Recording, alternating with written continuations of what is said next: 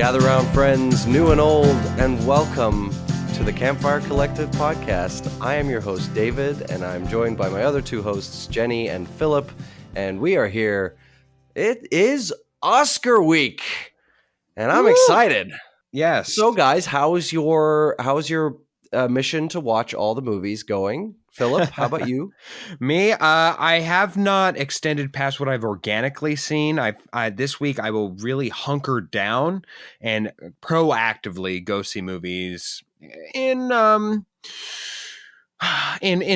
own very special private eye way. The movies that I have not seen that are not available via streaming, I will find a way to watch them. But it isn't until this week that I go and things that I just wouldn't have naturally seen organically throughout the rest of the year.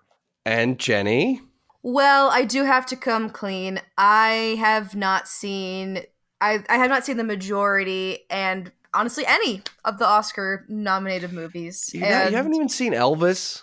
No. I thought you'd have at least seen Elvis. That's been out for several months. You know, I'll be honest with you. The majority of if I have time to sit and watch something, I'm either reliving an old show that I loved growing up or a movie I loved growing up, or I'm absorbing new horror movie content. So for those listeners who don't know, I am a huge horror movie geek. That's what I like to geek out on. So if I'm spending any time watching anything that's new, it's most likely in the horror genre. There hasn't been, I mean, in general though, I haven't had any time to watch anything. Yeah. I'm not just making excuses. It's just I genuinely haven't had time to watch hopefully, anything. Maybe just maybe we might review one of the whoever wins Best Picture, and then we'll have to force you to watch at least one of these movies. Okay. Any fun stories from the week, guys, before we move on to the main topic? Well, I have a fun little announcement. I'm going on a mini vacation next week. Hey! Yeah. Congratulations! Thank you. Not too shabby. It's been a little while since I've traveled out of the state, so I'm getting very pumped for it. My boyfriend and I are going to go travel to Vegas for 2 days. Ooh. Las Vegas, go Nevada. See Nevada. I have a show recommendation for you, though. It might be do? really expensive. I do, yeah, but I'm going to give it to you off air. Okay. Right. Well, I mean, if there's nothing else, I mean, I do want to say I was sick again this past week, Philip. I know. It's unbelievable. I gotta build up those antibodies, man. 6 days in a row, and then I was going to work that day as well. And if I had, I would have made it to 9 days in a row. It was a lot. Anyway, let's move on because we got a lot to talk about.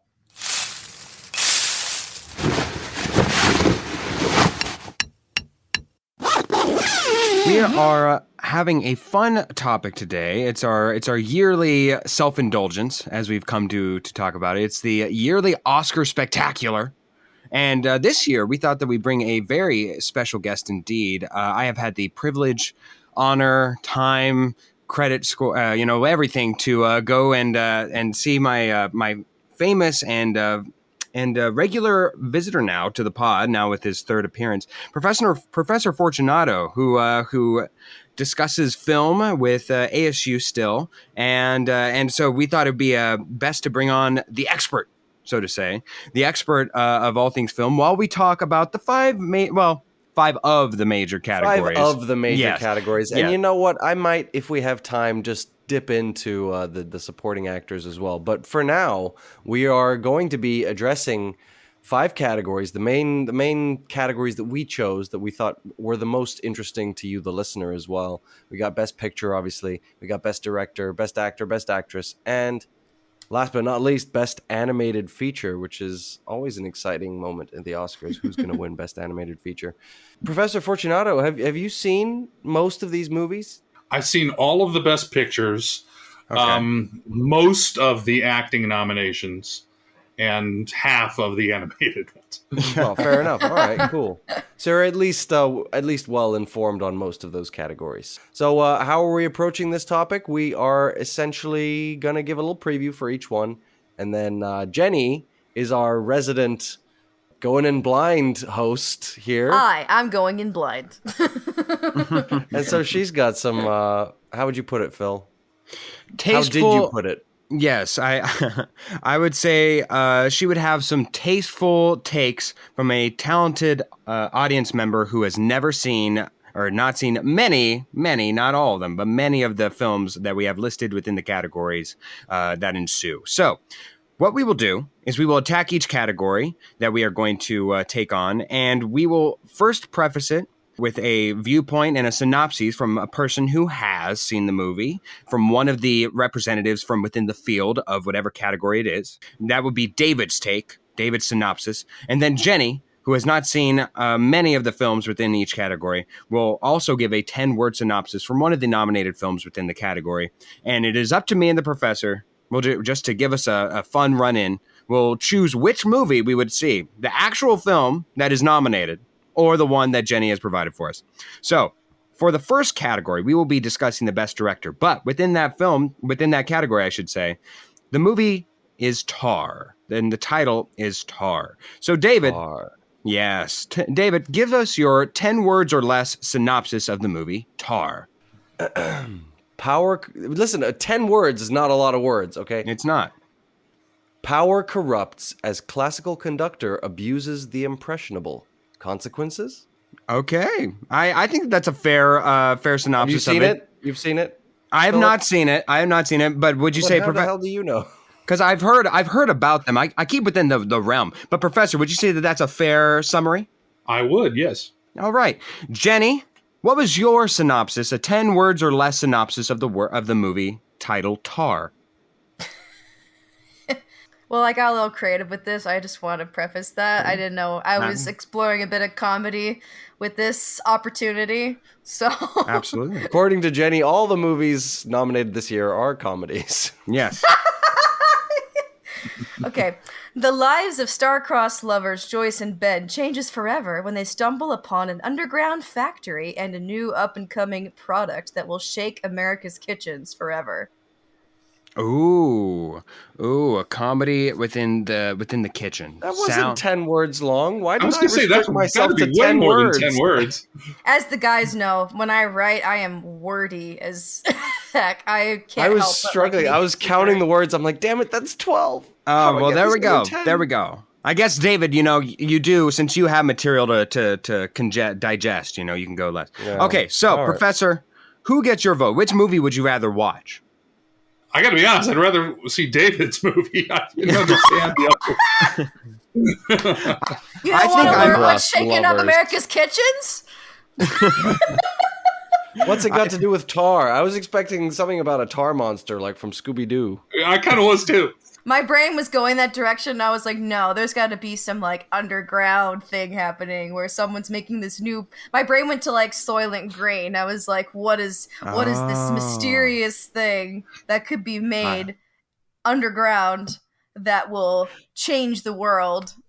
But so that's where my brain went. Right. I think I will leave the moving and shaking to Gordon Ramsay, and I'll stick with the actual film, David's rendition of the film. I think that's probably my pick as well here. So on the first one, we go with the actual film. So way to go. It's an actual nominated film. Way to go.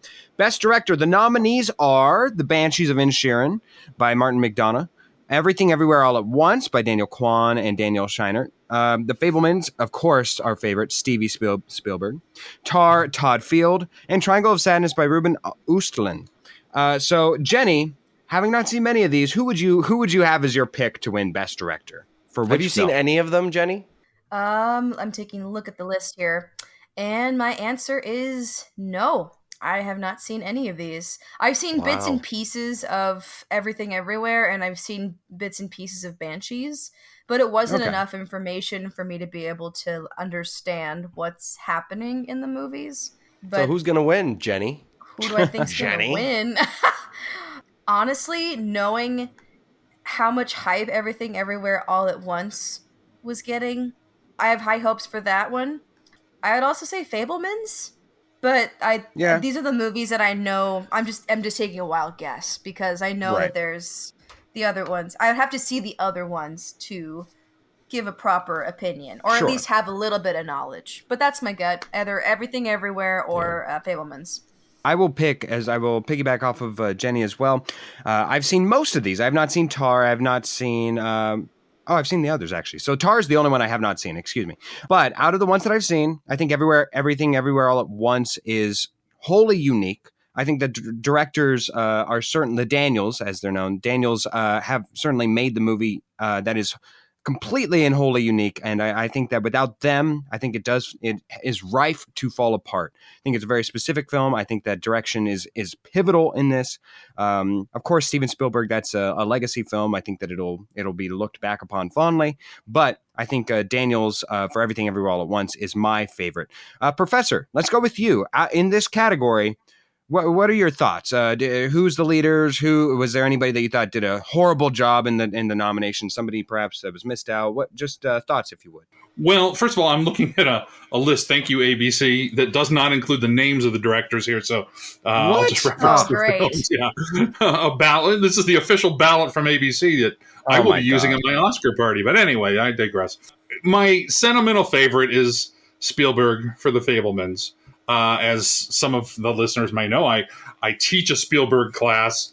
He's my favorite director. I think that there is not that he needs a lifetime achievement kind of award, but I think the direction is, this is his, the Academy is like, this is his sort of biographical film that sort of summarizes his career, so to speak. And I think they'll give him the nod. I don't know who won the DGA award. That's usually significant, actually, in terms of who wins. I think they're all strong candidates and I think that kind of generally with all the movies this year. Yeah. There's a few outliers that I didn't think were as good as a lot of people did, but I still recognize what was good about them. And this directing category, I'm thinking of Triangle of Sadness. I'm not really sure that's if I was going to switch out one, it would probably be that one. But I think The Fabelmans will win. Philip, I agree with everything you said about Everything Everywhere All at Once, but I'm going to stick with Spielberg on this. Okay. David, I your actually thoughts? think Triangle of Sadness is not the one I think is going to win. Let me be clear.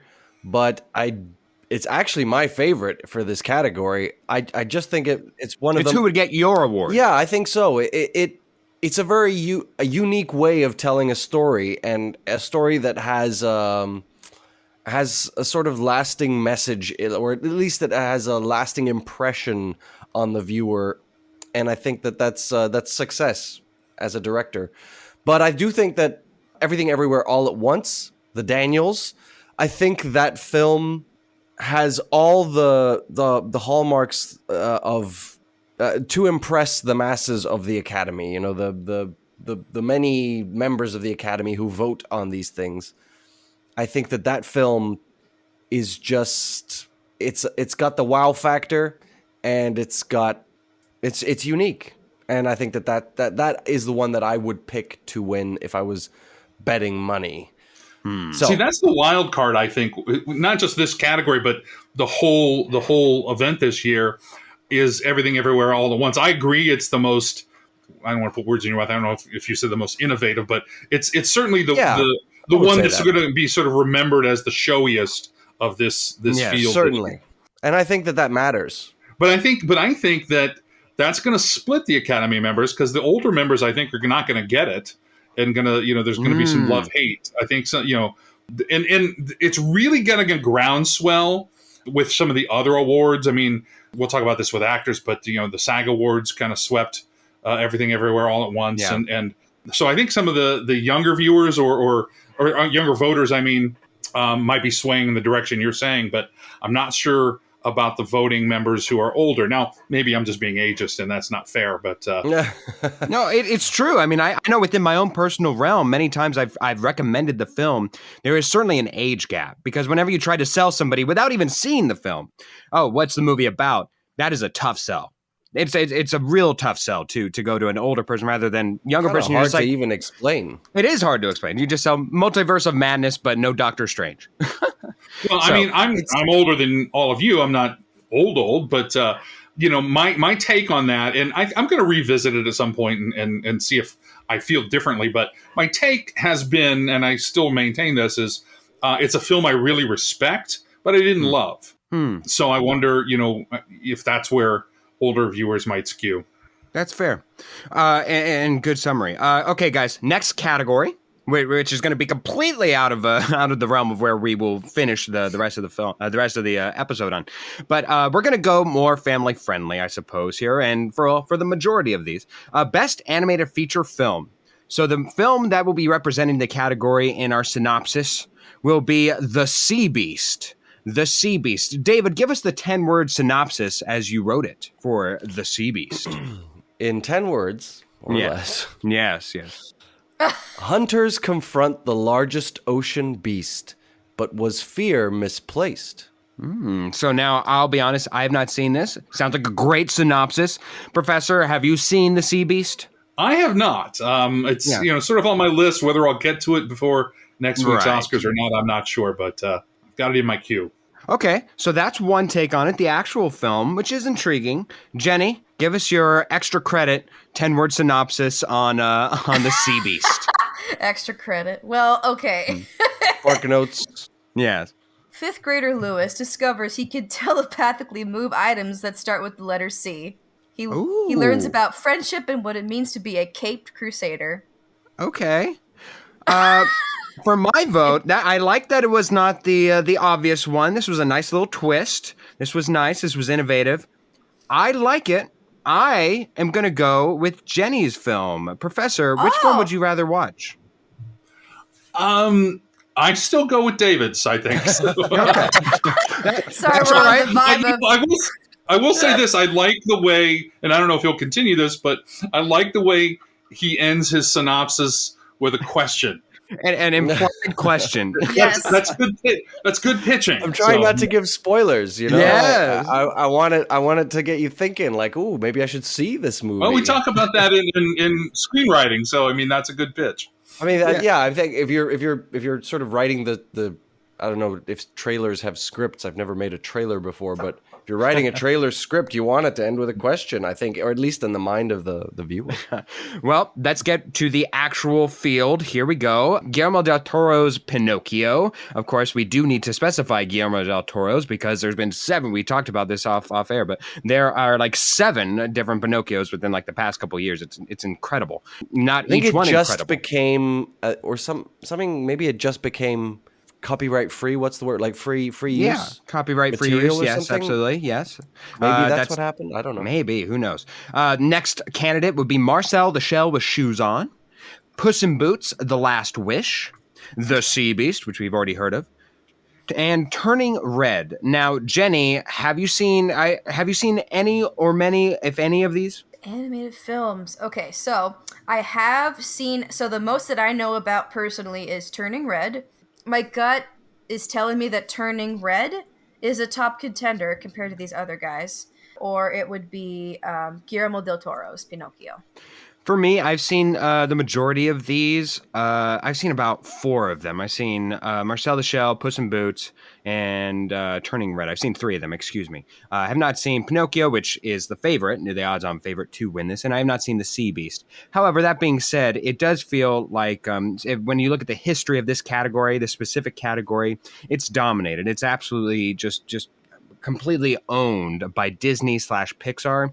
Next would be DreamWorks, and then far back are any other contenders. So the major studios do have a stranglehold on this particular category, which would lead me to believe Turning Red actually still stands a chance, even with Pinocchio's strong critical acclaim. I will go, hopefully, Pinocchio, and another win for Netflix as its own business and streaming venture, but there is a beware of Turning Red. It will have a strong promotion. David, where do you go in this category? I've seen them all. Spoiler alert: I've seen all the movies in all the categories we're going to talk about.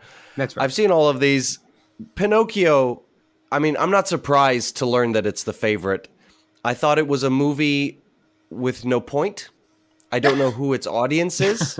I truly don't. I don't think it's suitable for children. Like, I don't think children would enjoy it.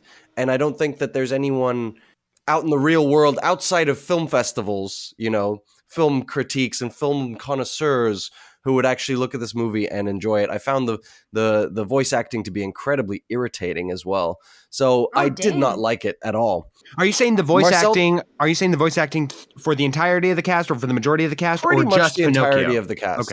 Okay, especially Pinocchio, but pretty much the entirety of the cast. Wait, isn't this the Pinocchio where Evan McGregor is voicing No. Jiminy? Oh, okay. I was No. going to say, I was Oh, like, yes, are it you is. No, yes, dissing it is. Obi-Wan No, it is that one. Kenobi right now? It is. He was possibly the only one who didn't irritate me, to be honest. Good. That was the same one. Marcel the Shell is a wonderfully unique film. I was pleasant. I had no information going into it. I literally watched it today. I was pleasantly surprised and I enjoyed it. It was a weird kind of concept. It treads a fine line between live action and animated, but yeah, I enjoyed it. Puss in Boots, great classic. It's DreamWorks. Oh, you finally watched? Yes. I've seen them all. Yes, I'm so excited. Puss in Boots, I love it. Puss in Boots, tremendous animated movie. The animation style itself was very cool. I think it changes depending on whether there's a fight scene happening or not. The characters were dynamic and interesting, and I think there's something in there for adults and for children, and I think that's where animated movies shine. The Sea Beast was kind of nothing too special, but it was fun, fun animated movie. Also a nice message, kind of predictable. And then Turning Red was like this Gen Z aimed inundation of stimulus. It was bright colors, blah, blah, blah. It was a little much, especially for someone who's not, I wouldn't consider myself part of the TikTok generation. I'm just above it. So, so that one was a hard sell for me. I watched it, and especially the first 20 minutes were kind of painful. But I mean, it's a perfectly fine movie. But my favorite for sure, I think, is between Marcel the Shell and Puss in Boots. I would say that I would say Puss in Boots. I think it just has everything. I hope that you want from an animated movie. I certainly hope Puss in Boots wins. Professor Fortunato, out of the ones you've seen, which one do you find to be your favorite, if any? Well, I've only seen two of these, Pinocchio and Turning Red. So, I'm kind of shooting in the dark here a little bit. You went to both extremes. You went to artistry, and then you went to what did David say? The inundation of the Gen Z, the TikTok generation movie. It was the most accessible because they were both streaming. Yes. Yeah. So Sea Beast does too. But anyway, so my practical sense is more like who's going to win, and I can't imagine the Academy not giving it to Guillermo del Toro because of his name, frankly. I mean, he's also been promoting the film. He's literally put his own name in the title. Put his name in the title. He's been going off on this, animation is cinema, kind of thing. Not for nothing. It also includes like a half-hour documentary on Netflix about the making of it, which was really amazing. And that kind of sold me on it a little bit. So I don't know how many people saw that. And I love stop motion. In fact, when I was watching it, I'm thinking, how much of this is stop motion? How much of it is other things? And the documentary kind of helped me with that a little bit, but I thought it was pretty innovative. I don't disagree with what's already been said about who's this for. I didn't think it was that great of a movie. I'm talking pretty much strictly on the animation quality itself, or the innovation itself, and the fact that it's Del Toro. It is kind of interesting in if you look at it from an adult perspective, that it's sort of dealing with fascism and stuff. But I don't think it's for kids. It's not a kids' award. So anyway, I'm going with Pinocchio for some just practical reasons how I think the Academy will do it. Turning Red, I didn't think was a real strong Pixar entry. I didn't hate it, but I certainly didn't love it. There was a few representation things I thought were a little problematic. In fact, I don't want to get into politics here, but I got into an argument online about that with someone who accused me of being old and out of touch. And I'm like, I don't think that's true. But anyway, I guess there's my take. Complete side note, I wonder why animation is the animation is the category for which directors find themselves tagging their own name to it. If we look at Guillermo del Toro's Pinocchio, Tim Burton's A Nightmare Before Christmas, like that always you never see that in a lot of live action films. So Well, I mean, was there ever another A Nightmare Before Christmas? Because I know. Pinocchio, there's been many. At least it makes a little bit more sense with Pinocchio, but I digress. All right, guys, All right, the next let's category. Get on to the acting. Absolutely. Let's act around. Best actor in a leading role. The representative upon which we will have a synopsis for this one is Living. Of course, this is Bill Nighy's acting coup de resistance, and it's in his film version of Living. So, David, 10-word synopsis, please. Elderly man journeys to give life meaning at its end. Oh. Okay. Jenny, what is your working synopsis and pitch for the movie Living? I actually wasn't too far off on this one from writing Ooh. Completely Blind. Filmed during COVID, actor Anthony Hopkins documents the rebuilding of one's life through tragedy from the caged comfort of his living room. That wasn't 10 words, I know. But I just wanted to acknowledge the fact that I was pretty close on guessing I could the imagine, general idea was.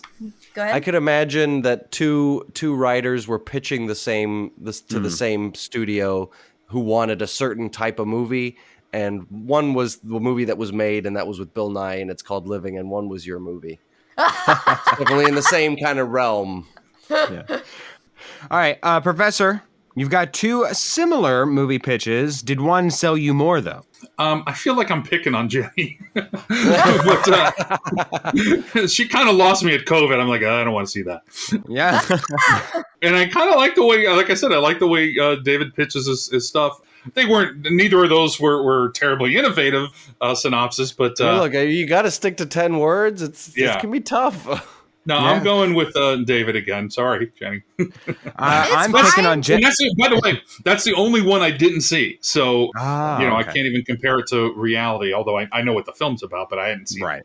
I'm picking on Jenny as well, but in the truest form of the sentence, I will be choosing Jenny's. I love anything and everything Anthony Hopkins. Give me a full film of that. So that's what sold me. And when you have a pitch and then an actor tied to the film, and that's Anthony Hopkins, I'm listening. I will go with Jenny on this one. All right, guys, let's get to the actual nominees here within the Best Actor in a Leading Role. We're looking at Austin Butler for the film Elvis, Colin Farrell for The Banshees of Inisherin, Brendan Fraser for The Whale, Paul Mescal for Aftersun, and Bill Nighy for Living, which we've already heard a synopsis of.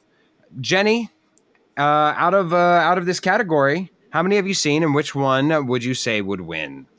So I've heard nothing but amazing things about Brendan Fraser's performance.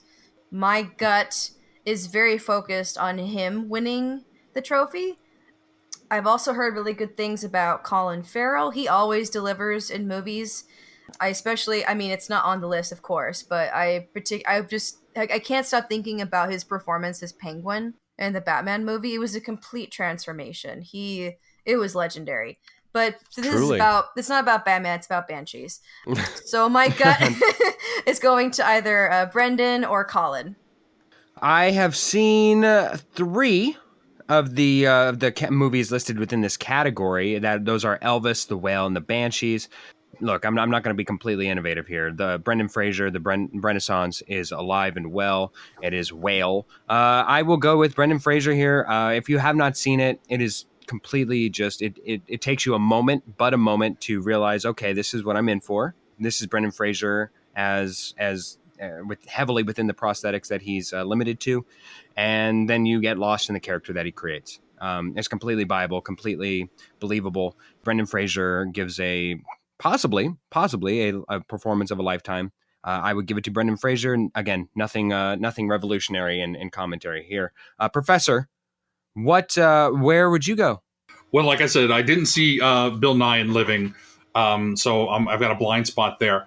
But again, I'm sort of going chalk on this one too. And Brendan Fraser in The Whale is, at least, the Academy's changing a little bit, but at least typically it is a line drive down the middle kind of performance that, it's sort of a comeback role. It's a very showy performance. not for nothing, on the award circuit, his speeches have been great and emotional. The Academy wants to see that on the show. I think of these things. It's not all about what the performance is. I thought the performance was a little bit over the top, but it is very, very strong. I didn't think the movie was all that great, but that also elevates his performance sort of above the rest. So I definitely think Brendan Fraser's gonna take it home. I want to give a shout out to Austin Butler though, because I didn't love the movie Elvis, but he was great. And actually then having sort of seen him, just like hosting SNL and just doing other stuff, he was very different from Elvis, and so there was more acting there than I think I even realized. I want to not that we're being negative here, but I don't get the love for After Sun. I didn't like the movie. Again, of all of these movies, I respect what they were trying to do. So it's not like I didn't get it. I just it was a little just not my cup of tea. I didn't see that as a best performance at all, let alone in the top categories here. So sorry, I see David shaking his head at me. I was going to say, Professor, you and I agree. We agree good. To the fullest on this. Yeah. I watched it yesterday. It was one of the last movies amongst all the major categories that I had not seen. I don't want to interrupt you if you had more to say. No, I'm pretty much wrapped up, and I don't want to be negative to one of the actors, but look, I don't get the love for that film. I don't. I had no problems with Paul Mescal's performance. Agreed. There's nothing wrong with it. It's just there's not much there. It's just it didn't feel like much. The movie doesn't feel like much. The movie itself lives on one line the whole way through. It's an hour and a half of one energy, and that's all. And you're waiting the whole time for it to pack a punch, for it to build to something, and it just doesn't. It just sort of just. I'm gesturing a lot right now, and I know this is an audio medium, but it just cannot get to anything that I was bored. I was just bored. So that one truly feels unearned, and no disrespect to Paul. I just think maybe one day there'll be something. I couldn't imagine that winning. And Bill Nye, unfortunately, I couldn't imagine that winning either. Colin Farrell, an amazing movie, a great performance, but I think it's between Austin Butler and Brendan Fraser. I know that the Academy in the past has been really keen to just give it to who's playing the legendary musician who had a history of drugs and blah blah blah, who had a tough life. Who's doing that this year? Okay, we're going to give them the Oscar. I mean, it happened with Rami Malek and Jamie Foxx for Ray Charles. Jamie Foxx for Ray Charles. What's her name for Jennifer Edith Piaf. Hudson? No, wait, she didn't win. Coal miner's daughter. Yeah, it's just happened so many times. Yeah, right? What's it? Her name is Marion Cotillard. Yeah, she won for Edith Piaf. Yeah, Cotillard. It's just happened many times. So I could imagine Austin Butler winning, but I think the story is just too good with Brendan Fraser and his comeback, and I think it's so inspiring. And I do think it was an amazing performance. So I hands down, that's my favorite. And I do think he will win. Yes. And I will die if he doesn't. I just love that man so much. He was such a huge part of my favorite movies when I was growing up. Some of my favorite movies were the Mummy movies and George of the Jungle. I mean, I love that man. And you know what? He actually spent 2 years at the high school where I went. He was there when he was a bit younger than high school. He was there for 2 years in the Netherlands. Here, he went to that school for 2 years when he was like 8 or 9 or something like that. The connection stays strong. Yes, he and I are one. Yes, the Renaissance lives on in Hoffman's soul and will be championed by him. Best Actress in a Leading Role is our next category, guys. Let's cut down our time. We are running a little long. Next one, the next title that we are going to be synopsizing, if such a word exists. David, give us the 10-word synopsis for Blonde. The trauma and struggle being Hollywood's most idolized woman. That's as much as I could do in 10 words. Jenny. Honest, I kind of knew already what Blonde was about, so unfortunately my synopsis kind of came out sounding similar. This might be weird phrasing. One woman climbs Hollywood's career ladder by adopting and exploring the bombshell stigma. It's similar, but I didn't do very well with writing that one. Yeah. Yeah. I think we'd be nitpicking and everything. So we'll just get to the actual category, as they're both pretty much the same, and that is we're talking about, of course, the bio. I was going to throw Jenny a bone on that one, though. So okay, so there we go, Professor. Go on record. Okay, Professor would go with Jenny. I would go with David. That way, we're giving each other credit for everything. All right, we'll go back to you, Jenny. For the category of Best Actress in a Leading Role, we have Cate Blanchett for Tar, Ana de Armas for Blonde, a podcast favorite, Ana de Armas, need I say. Andrea Riseborough to Leslie. Andrea Riseborough for the movie To Leslie. Michelle Williams for her performance within The Fabelmans. And Michelle Yeoh for Everything Everywhere All at Once. Jenny, who would you give the award to, understanding that you have seen a limited amount of these films? I heard that Blonde itself, the movie, was terrible, but Ana de Armas was spectacular in the material she was given. Like, apparently she was knocked out of the park. There was also, I've heard nothing but amazing things about Michelle Yeoh's work in Everything Everywhere All at Once. My pick would either be Ana de Armas or Michelle Yeoh. Mine, I think in any other year, without the rise of popularity and the wave of voting that has come with it, I think normally, and also with the history that she has, I think Cate Blanchett would be the favorite in this category, had she not already won. Had it been not going against Everything Everywhere All at Once and that momentum it's riding. So I think it's going to be Michelle Yeoh who wins this award. I think it's definitely a great performance. Honestly, I think who I would give it to, because I haven't seen Tar, but I do hear about Cate Blanchett's performance. I would give it to Michelle Williams. I thought that was a very strong performance in a film that desperately needed that, even though the main character would be the surname person for Steven Spielberg. I don't even remember what his name was in the Fabelmans, even though it's a stand-in for him. Even though it's supposed to be about him, I thought Michelle Williams and Paul Dano both really, really bring stakes to the film, especially Michelle Williams. I think for a character that has a lot going on underneath the surface, I thought Michelle Williams did a great performance. However, I believe Michelle Yeoh will win and also gives a worthy performance of the win. Professor, whose performance did you enjoy the most? Well, that's a different question, but okay. I mean, whose performance did I enjoy the most? Then I'll go in with Michelle Williams. I don't think she's going to win. I would like to see it sentimentally, but I've been of the mind, as again, most of Hollywood for the last couple months, thinking this was Cate Blanchett's to lose. But with the rising tide of Everything Everywhere All at Once of late, and the fact that Michelle Yeoh just won the SAG Award, I'm not so sure now. So I'm still going to go with, I think Cate Blanchett's going to win. I thought that was an amazing performance. I don't want to take anything away from Michelle Yeoh. Is it Yeoh or Yeoh? I don't even know how to say it. Yeoh. Anyway, I like her work. I like her in other stuff. I didn't feel like it stood out. I think she's riding the wave of the movie. And I know we're not talking about supporting actors, but I kind of feel that way about them as well. I'm going with Cate Blanchett. That's my answer. But I won't be shocked at all if Michelle Yeoh sneaks in and takes it home. David? I think that there's strong performances across the board in this category, unlike with the actor category. I loved Cate Blanchett in Tar. Andrea Riseborough is probably the weakest of the bunch, but that being said, like there's nothing. It's a great performance. The movie itself is kind of cookie cutter, and that kind of takes me out of it a bit. Michelle Williams for The Fabelmans, amazing, loved it.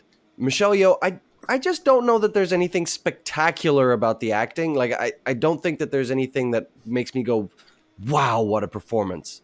It's a great performance, but with Michelle Williams certainly, with Cate Blanchett especially, but more so than anything, Ana de Armas, and I know I'm biased. I'm in love with this woman. There's never been a man more biased in this content. I thought she was snubbed for Knives Out. I thought that was an amazing performance that was worthy of a nomination. Maybe not a win, but a nomination. That was an amazing, amazing performance. The movie sucks. I hated the movie. It was just Blonde. It was you're talking tiresome. about. Yeah, Blonde. It was a tiresome movie, and it it told a story. Well, it barely told a story, but it focused all on the trauma of Marilyn Monroe's life, which was obviously an important aspect of the story that's being told, without ever telling us who she was beyond that. Really, that's how I felt about the movie. But the performance, I thought, was astonishing. And yes, you can still hear that she's got an accent, but that actually surprisingly didn't bother me as much, because everything else that she was doing was outstanding, in my opinion. And so I would love for her to win. I mean, I don't think that she necessarily will. In fact, I doubt that she will. If there's an upset, it's not going to be Ana de Armas, my friend. Yeah, I don't think so. No, I do think it'll probably be Cate Blanchett, but I would hope for it to be Ana. Okay. All right, guys. We have reached the end of the categories here, but it is, of course, the pinnacle. It is the peak. We are going with Best Picture category. And, of course, the movie that we are going to give a synopsis of is Triangle of Sadness. Now, David, give us the true 10-word synopsis of Triangle of Sadness. Power is held by those who are perceived as powerful. Okay.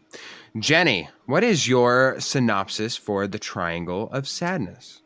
So my brain went to another movie called Triangle, and it's a horror movie.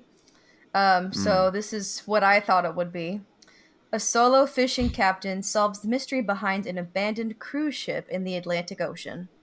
Okay. I will...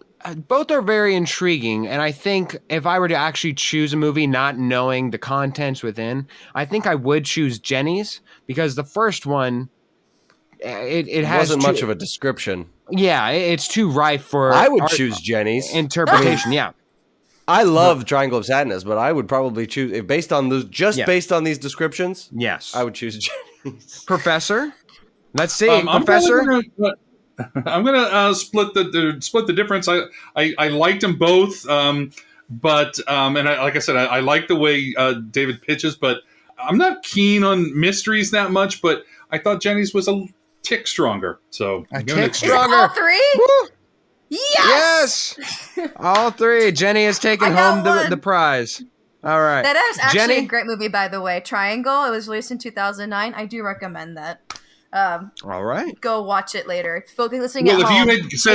If you had said your description was a horror movie instead of a mystery, I would have said no. I'm going with David because I don't do horror. Okay, you don't like horror movies? Ah, dang it. No. Well, that's all right. Well, it's more of a mystery. There we go. That's true. She already got the vote, so that's it. That she can't take it back. But let us go to the major category here, and strap in, folks. There's a lot here for the nominees. Wow. All Quiet on the Western Front, Avatar: The Way of Water, The Banshees of Inisherin, Elvis, Everything Everywhere All at Once, The Fabelmans, Tar, Top Gun Maverick, Triangle of Sadness, and Women Talking. Now, I cannot imagine a world, Jenny, where you have not seen at least Top Gun Maverick, because I feel like everybody's seen that movie at least once, probably 3 times, and one of those 3 times is with your dad. Avatar, I would assume? Yeah, I'm guessing that she's seen Avatar. 0. I've seen 0.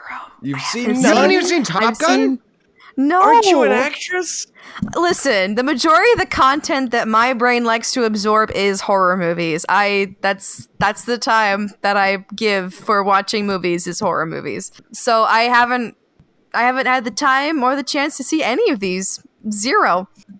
But I will say that, again, Everything Everywhere All at Once, I hear nothing but amazing things about that movie, and I see that they are sweeping award season right now, so it just makes sense in my head that they would take that Best Picture prize. All right, sounds good. Thank you. So out of the entire category, I've seen the majority of these. I will say I'm not even going to count it because that'll take its own time. I think the true, usually in all the contenders, they usually do one. It's an honor to be nominated. I truly don't see how Avatar: The Way of Water was here. This is like last year's Dune. Like, look, again, if whenever we see like a Broadway show, right, you can see what type of show it's going to be. Is it a singing type of musical? Is it like where it's like supposed to really showcase the singers within the show? Is it an acting performance where it's all set in like one place and then you're just supposed to be entranced by the acting? Or is it like a technical show like Ghost where there's special effects galore and so you're honoring and recognizing the special effects. I suppose Avatar is just you're appreciating the technical marvel that it is. And that's great. That's wonderful.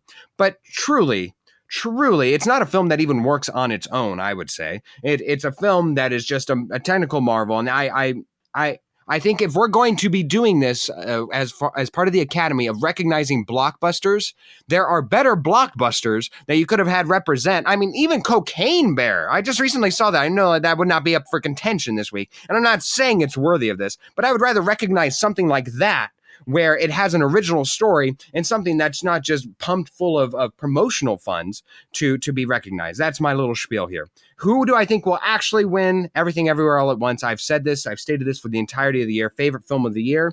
Favorite film of possibly like the past 5 years. I think it's so innovative. I think it's resonant for those who it does go to.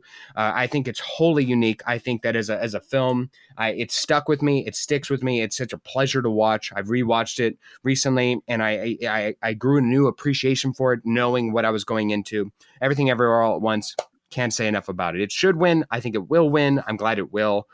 David. So you've got 10 movies here. You've got your All Quiet on the Western Front, great war picture about the men on the ground, and I have a lot of respect for that movie. Avatar: The Way of Water. I mean, it is truly. I don't remember exactly what it was, but it was filmed they used new technology, blah blah blah.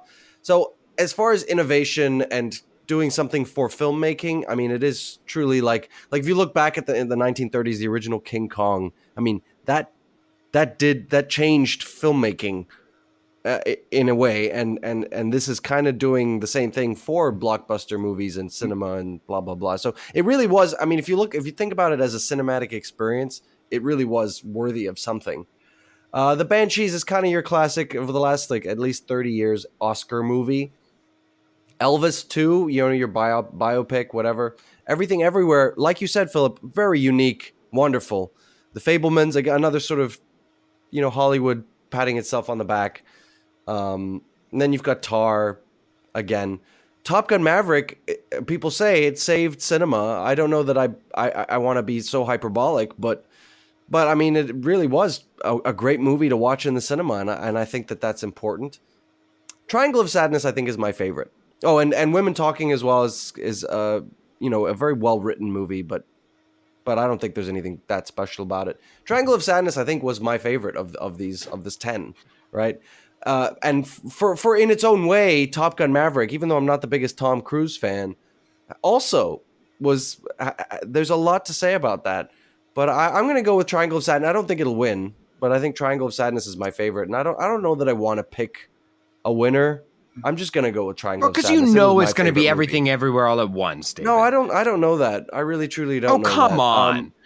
No, I'm not sure that'll win Best Picture, honestly. We don't know until the actual ceremony happens. It can be unpredictable like that.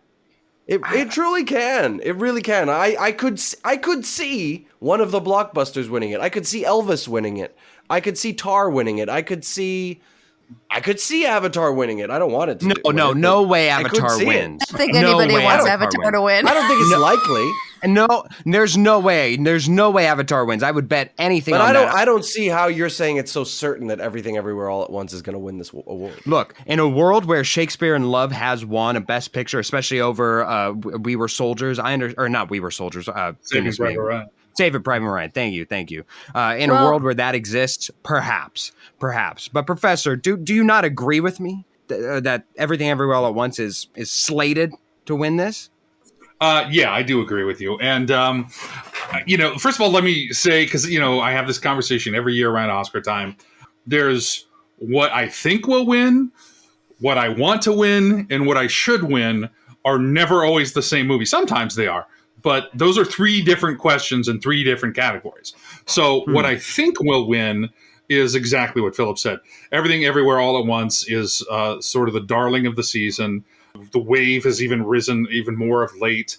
It kind of reminds me, not in terms of concept or anything, but of The Artist a few years ago, where it was just so unique and different that it just popped up to the top. So I think ultimately the Academy is going to reward that.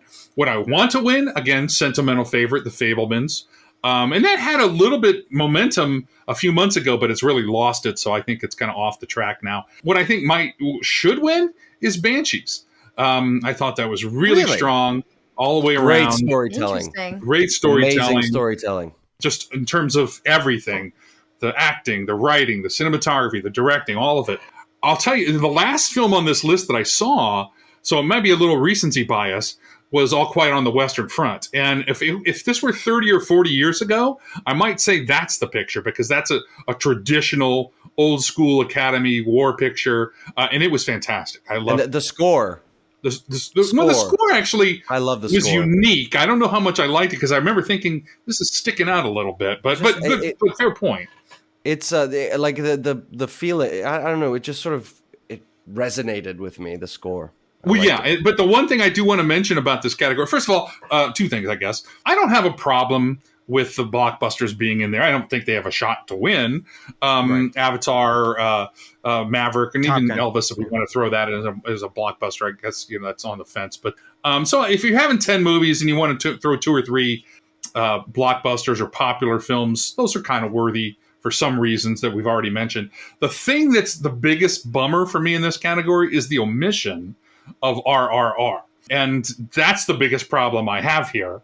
And it's an even bigger problem that it's not nominated for Best International Picture. And that's, the country's own fault for not nominating it.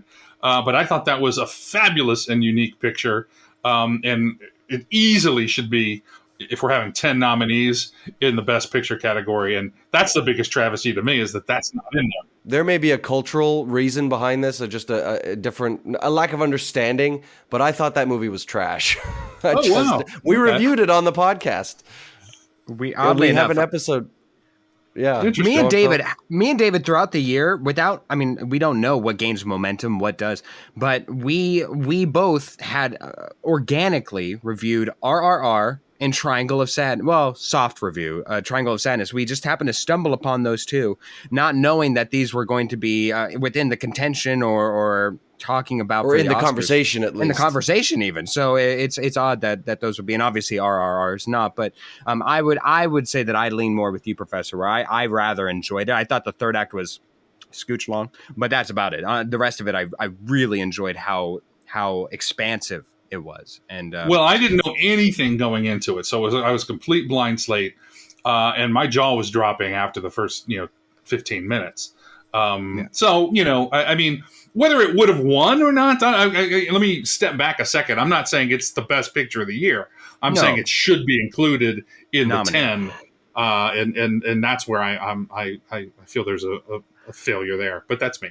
We have covered the majority and the major stuff of the Oscars. Of course, there's more categories that we could have gotten into, that we should have gotten into. Hit me up in my DMs and we can talk about the other categories. There we go. Yes, they deserve to be talked about. It's not that they're not important, but this is the majority of what we could self-indulgence. So thank you for you listening. Now, Professor, can we trouble you to stick around for a game? Would that be all right with you? Sure, that's fine. All right, guys, let's move along.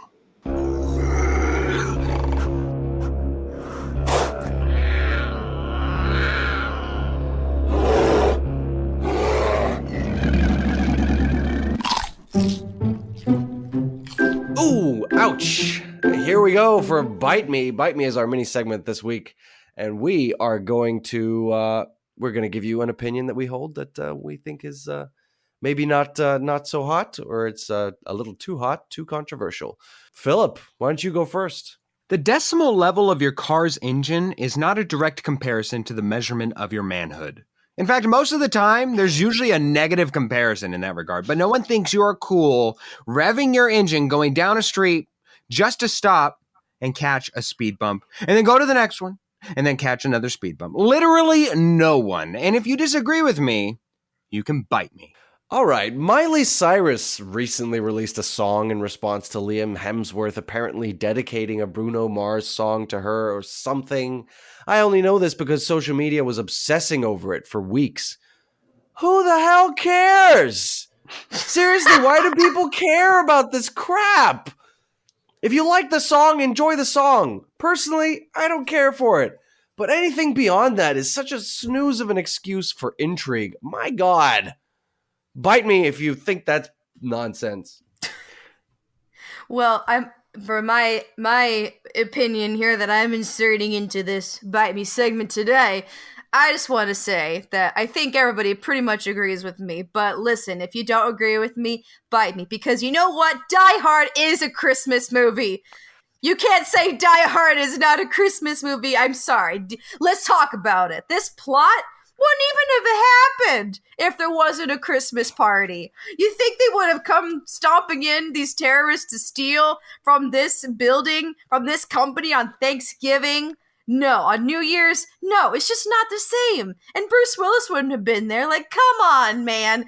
Because of the fact that this happens during the Christmas holiday, this movie wouldn't even have existed. So if you disagree with me, bite me. I do think we should talk about this. I agree completely. No, we're going to talk about it. Jenny, you are hitting the nail on the head. Because people say it just happens at Christmas. It's not about Christmas. Well, then guess what? Home Alone's not a Christmas movie either in that case. Bam, because exactly. It's not about Thank Christmas. You. There you go.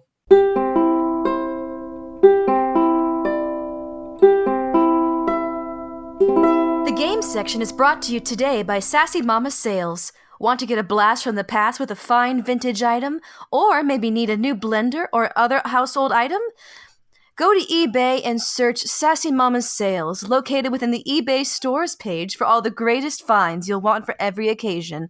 Sassy Mama Sales, all one word, all your shopping in one stop. Well, welcome to the game section. Well, welcome to the game section. We're rejoined by Professor Fortunato, and we're going to play a little game. But first, Professor, we don't know you that well, especially Jenny and I. We would like to get to know you a little bit. So we've prepared a few questions for you. So I'll go first. My question for you, Professor, is, I initially had something film related, and I changed it because I thought, let's get to know the man behind the films. What is the adventure of your life that you have not had yet? Somewhere where you want to go, perhaps? I'm not a big traveler, I'll be honest with you, but given that I'm traveling. Then to the moon, but given that I'm Italian, I do sort of feel like I need to make a trip to Italy. And, most of my relatives have been, and I feel like I'm sort of the only one that hasn't. And I feel like I don't really have a bucket list per se, but I feel like that's sort of something that I should be doing that I haven't done yet is make a trip. I have this sort of fantasy in my head that I'll get off the bus in Italy and I'll point to myself and go, Fortunato, and the people in the crowd will go, hey, and come here, and it'll be like family or something. Honestly, I think that's a movie, but yeah. but that's I honestly was hoping for the exact same experience because my family's we're all originating from like Germany, Holland. So we touched down in Dresden. That's where my ancestors walked. So I was like, family? And obviously everyone's like looking at me weird, but it's just like walking on the steps of where my family used to roam. I was like, this is a pretty cool moment. So I wish that same moment for you. Yeah. So that's my adventure in waiting. All right, then I will go ahead and do my question. What was the first movie you saw that changed your perspective on life? Well, that's a good question, but an easy one for me because I answer this a lot, and I tell my students this story a lot.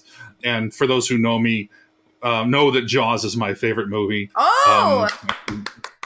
Jaws is the answer to that. And great answer. Briefly, the story is my mom took me to see Jaws when I was 8 years old. So we can question her parenting skills about that. But she took me to see Jaws when I was 8 years old at the Lynn Theater in Akron, Ohio. I remember the place. It's not there anymore. But at 8 years old, I'm old enough to understand that this is lights on a screen. I get that. I get the concept. But when I got home that night, I didn't want to get in the bathtub. I didn't want to sit on a toilet. I didn't want to go in my cousin's pool. I didn't want to go on the family trip to Myrtle Beach. So I was immediately struck by the power of storytelling, that lights on a screen could actually affect my life. And pun intended, I was hooked. And, so that's the moment I knew this is what I wanted to do with my life, is tell stories in some way. Now, that took on a million different permutations, throughout my life and career. But it's still why I was a writer for a while. Now I teach film and study film. So it's Jaws is ground zero for me. Professor, was there ever another possible career for you that didn't touch on film that you were interested in or even pursued? Well, having an Italian father, he wanted me to be a doctor or a lawyer. And I kind of liked the idea of law, and I thought I might be good at it. But, like I said, when I was 8, that was my hook. And I came from suburban Ohio. I didn't have any family or friends in the entertainment industry, so I was a complete outlier on that. All my family or most of my family are teachers. So it's ironic that, the joke in the family as well, it took you 20 years to go into the family business after a detour in Hollywood. But to answer your question, and you're going to laugh at this, but the thing I put on my, the yearbook in high school, and it was sort of a joke, but sort of not, is I wanted to be a talk show host. A talk show host? A talk show host. I grew up idolizing Johnny Carson and David Letterman. And I said, that's great. You get to go on TV every night. You get to have conversations with amazing people. You make a lot of money. It didn't seem like that hard to work to me. I know I'm a little naive now. Putting on a show every night is really a tremendous amount of work. But anyway, so that would be my answer. I wanted to be a talk show host. All right. Well, let's. I've prepared a game for us today, and Professor, you're going to be playing against one of our other hosts, Jenny or Philip. I wonder, who's it going to be? How do we decide this? The professor can pick. Oh, I don't want to do that. All right, well, then I'll choose. Professor, you're going to play against Philip. All right. Just because you are, at the end of the day, his guest, so I figured it makes the most sense, rather than choosing eeny, meeny, miny, mo. Well, since I don't know what the game actually is, I have no strategy at stake. So I don't know. Well, it's film related. So I have for you 5 films, and I want you to name the actor who was snubbed for an Oscar, as in was never even nominated for that role. Oh, okay. Now, for example, I could give you the movie A Beautiful Day in the Neighborhood, which came out a few years ago. Tom Hanks was nominated for that movie. Fine. For playing what's his name? Mr. Rogers? Mr. Rogers, yes. The true performance in that movie came from Matthew Rhys, who played the lead role in that movie, and it was amazing. And fun fact, I met Matthew Rhys. He's a very nice guy. So you could, in theory, say, Bobby Stevens, he played the store clerk in the one scene. That's not going to be correct. There might be multiple answers in your own opinion, but I'm looking for a particular actor, and if you do not name that actor, you do not get the question correct. So it could be lead actor or supporting actor. Yes. Yeah. Could be. Now, of course, some of these are my opinion. Four out of the 5 are well agreed that these actors should have at least gotten a nomination for these roles. So you're just going to have to buzz in with your name. So the first person who gets it will get the point. Okay. Fair enough? I will warn you, or I'll give the disclaimer. I'm not always good at remembering these things and these names, so hopefully I'll be able to pull something out of my hat here. Well, Philip is chomping at the bit then. Okay. All right, your first movie, Quentin Tarantino, Django Unchained. Philip. Christoph Waltz as the dentist bounty hunter? Nope, incorrect. The field is open. Jamie Foxx. Nope. Who was the answer, David? You don't want to keep guessing? No, just yeah. It's a famous actor. I can't even pull it out of my head. Leonardo. The correct answer was Samuel L. Jackson. Widely agreed to have been completely snubbed for that supporting role in that movie. Our next film. So no points on that question. See, that's a good example. I was having trouble pulling up Leonardo DiCaprio, so that's how bad. Right. Jenny, did you have any inkling with that one? My brain went to Leo, but I need to rewatch that movie, to be honest with you. But I do remember Samuel L. Jackson's performance was in particular really good. So I didn't know that he was snubbed. Yeah. That's shocking. Christoph Waltz was nominated for best actor. I thought Leo was nominated. Role. That's why I was. Yeah. So yeah, it was no nominations. If these people have been nominated, then they weren't really snubbed. Okay. Our second movie is perhaps easier, The Shining. Joe. Yes, Jack Nicholson. Joe. Jack Nicholson is correct. Point to Professor. Well done, 1 Professor. point. Our third movie, Uncut Gems.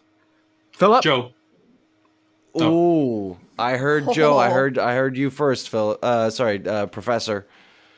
I'll just say Adam Sandler. Adam Sandler. Yeah, another easy one. And that one for me was like, I was very surprised to have not seen him nominated. Our fourth movie, The Unbearable Weight of Massive Talent. That's got to be Nicolas Cage. It's got to be Nicolas Cage. Now, this one is truly just my own opinion. But truly, that man, I commend him for perverting and stretching who we all perceive to be Nicolas Cage in the real world and turning it into a wonderful acting performance. I have to see that one. It's again on You the do. list. You do, Professor. It's Same. very I need good. to It see is that like one really 2-1. bad. 2-1 to Professor Fortunato. We go to our final film. I need this to tie. You need this to tie. Pirates of the Caribbean. Philip. Johnny Depp. Johnny Depp. How did that man never get acknowledged for that role? I think it's some of the best acting of the 21st century. And absolutely, Johnny Depp, 2 points apiece. And we have a tie, which means we go to our tiebreaker, which Can I just say, as a side note, same could be applied to Jeffrey Rush as Captain Barbossa. Yes, absolutely. But which one you think of first? I guess it would be Johnny Depp. Yes. Agreed. Okay, I'm pulling this straight out of my ass because I did not prepare a tiebreaker. I expected somebody to dominate this game. I'm going to give you one of those 5 movies, and I want Philip, you first, to try to guess the runtime in minutes. Okay. As close Big as possible. brother tiebreaker. Now, then, Professor, you're going to go second, and whoever is closer will win. In minutes, okay. Sound fair? In minutes. Well, you can say hours, and I can do the math in my head. So just give me a runtime. Good. Okay. Good. The movie I want you to give me a runtime for is The Shining. Have you both seen it? I have. I actually recently saw it within the past couple months. So it hasn't been super recent, but not years. I don't think it's that. I don't think it's terribly long. I'm gonna go with 107 minutes. 107 minutes. Okay, Professor. I can't just spend $1 like the Price is Right. You can do 1 minute. You want. Not going over. I'm gonna go a little higher than that. I'm gonna say 2 hours and 5 minutes. 2 hours and 5 minutes. Okay, you guys have. How do I put this? You've split it. It's in the middle. I have to do a little quick math here. Philip, you said 107, and yes. And Professor, you said 125. So that's an hour 40 for Philip? Yeah. Hour 47. Hour 47. Well, Philip, you were 8 minutes off. And Professor, you were 10 minutes off. Which means that, Philip, you win. It's an hour and 55 minutes. Yeah, baby. Wait, for The Close Shining? as it could have been. For The Shining. The runtime? The runtime. Uh-oh. What did Jenny think it was? The horror queen. Is it The Shining like 2 hours and 30 minutes? Not according to Google. What I'm looking at right in front of me. I don't know what Google you're looking at. Because I thought the movie was... Isn't The Shining super long? No, I don't think it is. I don't think so either. The Shining, Maybe you watched starring the Jack extended Nicholson. version. Yes, Yes, that's Agent, The but- Shining. Yeah. Okay, well... We're blowing I Jenny's must- mind in a I must have tiebreaker. seen some special extended edition because the movie is like the uncut edition. I'm sure there's like the theatrical version that we're talking about, but the real which is version is like the 2 actual hours and version. 30 minutes. Okay, all right. I'm sorry, but this is the theatrical version. All right. Well, there you go. So, Philip, you do pull away with a win there. Yeah, Professor, baby. Well, thank you know for what? I playing. will say, just for the record here, Jenny's right according to IMDb. Oh, It's 2 hours and 26 minutes, but Oh, I am seeing that. How interesting. Don't make me question my horror movie knowledge, David. This movie is long as hell. Uh-oh. So did I Which not actually win makes then? me I the think, winner, I but, think, you know, I think that's beside Jenny's the point. just opened up Pandora's box here. I do think I have to give the win to Professor. Oh no! According to IMDb is the foremost database of movies. I think I have to go with the IMDb length here, which is 2 hours and 26 minutes. All right. So congratulations, There you go. Professor. Thank goodness Sorry, I didn't. Phil. Yeah, thank God I didn't showboat Thank too goodness we much have there. Jenny here. Yeah. Thank goodness I didn't showboat too much, so the professor could give it all back to me. So thank you, Professor, for kicking my ass and then coming on the pod and discussing some movies. What a better way to Thank you. spend I your weekend. I love being here. Thanks for having me. Thank you, Professor, and a heartwarm thank you from all of us. Let's all good luck Yes, on your Oscar thank ballots, you. everybody. So with that loss, we are still, with me, Philip, having a win, and the only one still on the board. Whoop whoop!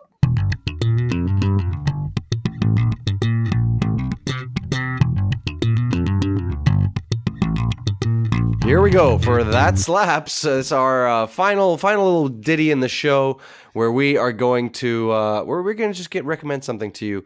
And for me, I really wanted to come up with a movie for this week because it is Oscar week. But the fact is that the movies that I've seen in the last several days have not been as good. I think I watched all the really great ones last week, and so I'm just gonna go with, because I don't really have a song either, so I'm gonna go with Marcel the Shell with Shoes On. What a unique and interesting way to tell a story. I thought it was really fun, and yeah, I think it slaps. How dare I? Yeah, that should be your bite me. I hated that film.